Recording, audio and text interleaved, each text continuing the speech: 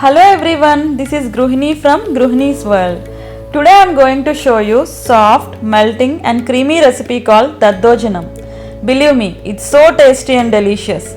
Please follow my tips which I have mentioned in the video. Then you will also be able to enjoy the same yumminess. So let's get started.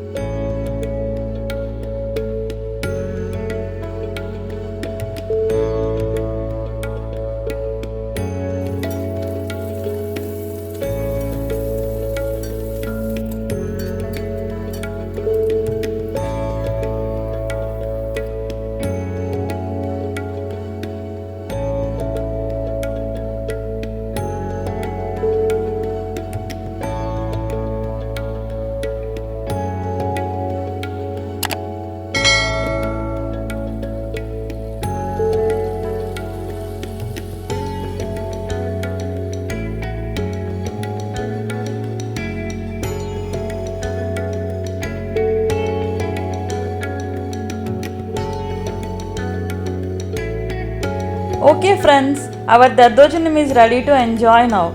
Thank you for watching the video. If you try this recipe, please provide your valuable feedback in the comment section below.